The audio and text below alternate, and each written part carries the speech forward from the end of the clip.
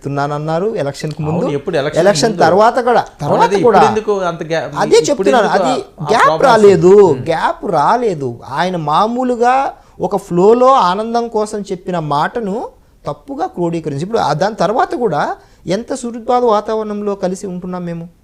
So propaganda అది, that's all propaganda అదంతా. ఇందులో ఎలాంటి కుట్రలు లేవు, రెండో ఆలోచన అవకాశమే లేదు అందులో. కాబట్టి అధినేతలు ఇద్దరు చాలా మనస్ఫూర్తి అయిన వాతావరణంలో ఇరువురు కూడా చర్చించుకునే. ఇంత పెద్ద ఎత్తున చర్చ జరుగుతున్నప్పుడు దానికి ఒక వివరణ ఇవ్వడమో లేకపోతే ఖండన ఇవ్వడమో అంటే ఏమైనా ఉంటే కదా వివరణ ఇవ్వడానికి, ఏమీ లేదా ఆడ.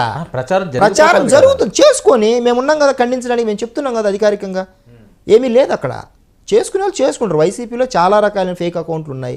ఈవెన్ మొన్న బయటపడింది ఏంటి, మా ఖాతా అసలు మా దగ్గరే ఉండదు, మా పేరుతో చేస్తారు, మొత్తం నడిపేదంతా తాడేపల్లి నుంచి లేకపోతే సెంట్రల్ ఆఫీస్ విజయవాడ నుంచి ఉన్న ఒక అపార్ట్మెంట్లో నుంచి రన్ అవుతుంది అని కదా వాళ్ళు చెప్పినది, మనకు బయటకు వచ్చిన విషయాలు.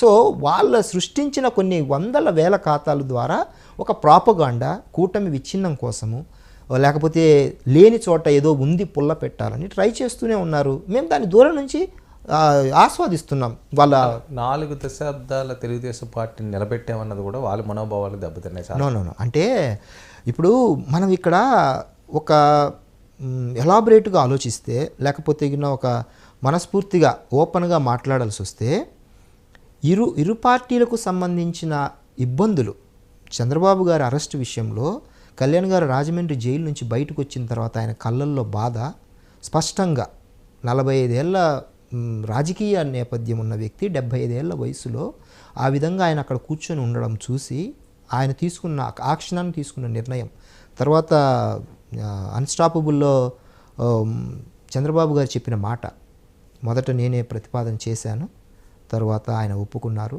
తర్వాత శాసనసభ పక్ష సమావేశంలో జూన్ 11, 2024లో ఏమన్నారు, చేతిలో చేయి పట్టుకొని ఆయన నలిగిపోయారు, నేను జైల్లో చూశాను. సో ఇదంతా ఎందుకు చెప్పాల్సి వస్తుందంటే వారి యొక్క అనుబంధం ఒకటి, ఆయన నలిగిపోయిన విధానము, తర్వాత మనమంతా కలిసి వెళితే ఏం జరుగుతుంది రాష్ట్రానికి మంచి మేలు, ఇవన్నీ కలిపి తీసుకున్న నిర్ణయమే కూటమి ఎన్నికలు. మనం ఆ కోణంలో చూడాలి తప్ప దీన్ని వేరు చేసే భావనలో, లేకపోతే నేనే గొప్ప అనే భావనలో కాదు. మేము ఇరువురము సహకరించుకున్నాము అనే. రాజకీయాల్లో ఆ రకంగా చూస్తారా? ఎందుకు చూడరు? ఇప్పుడు మా అధినేతని చంద్రబాబు గారు ఎంత గౌరవంగా చూస్తున్నారు, ఎంత ఆప్యాయతతో చూస్తున్నారు, పవన్ కళ్యాణ్ గారు అంటూ. అలాగే మా అధినేత కూడా చంద్రబాబు గారు, ఆయన అనుభవజ్ఞత. సో ఆ కోణంలో మాట్లాడుకుంటున్నప్పుడు వారు జైల్లో ఉన్నప్పుడు టీడీపీ వాళ్ళు ఎంత సఫర్ అయ్యారు, వాళ్ళ అధినేతను తీసుకెళ్తున్నప్పుడు, తర్వాత బౌండరీస్ కట్టేసిన గవర్నమెంట్, వైసీపీ గవర్నమెంట్ ఎవరిని బయటికి రాకుండా నిర్బంధించి విజయవాడ సైడ్ కానీ రాజమండ్రి సైడ్ కానీ ఎవరిని వెళ్లకుండా మా అధినేతని సైన్యం అడ్డుకోవడము. సో ఇవన్నీ చూసినప్పుడు ఏమనిపిస్తుంది, నిజంగానే ఇంత ఇబ్బంది పెట్టినప్పుడు కళ్యాణ్ గారు బయటకు